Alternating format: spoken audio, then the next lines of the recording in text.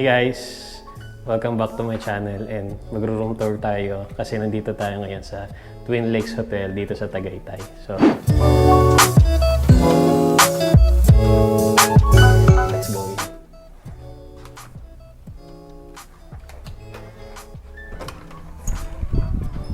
Tara, pasok tayo.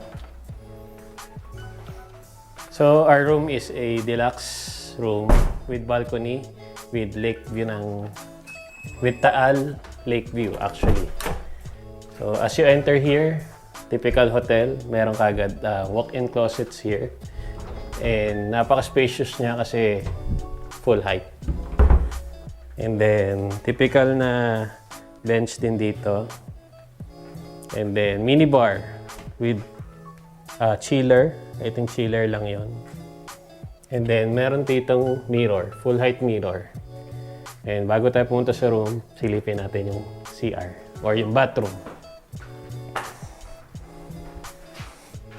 Okay, as you enter here the bathroom, may kita mo kagad tong lavatory counter here. And then, may mirror. So, medyo aesthetic siya.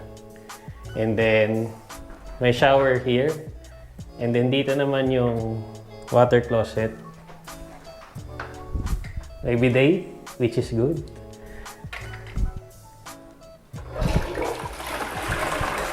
Okay naman, malakas yung pressure ng flush. And then, hindi lang yun na meron dito. Meron bathtub dito, guys.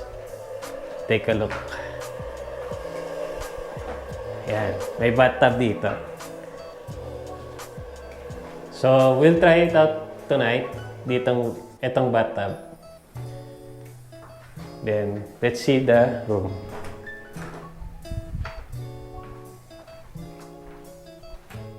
So, dito naman sa room, this is basically it. Meron kang king size. I think this is king size bed. And, very simple. May mga moldings lang. Yan ang design nila dito. Then, meron ka ditong table. This can be work table and meron complimentary welcome desserts. Yeah. Then another mirror here. And meron tayong, I think this is a 40 or 30 inches TV. And then wallpaper finish lang siya. And then may chair. May lounge chair again here. May mga bedside lampshades. And ito yung maganda dito sa room na to. Yung balcony. Tara, let's go out.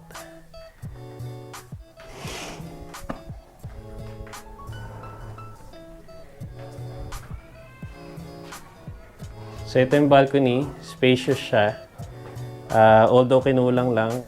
I don't know bakit isa lang yung chair dito. And then, ito yung view ng Taal Volcano and Taal Lake.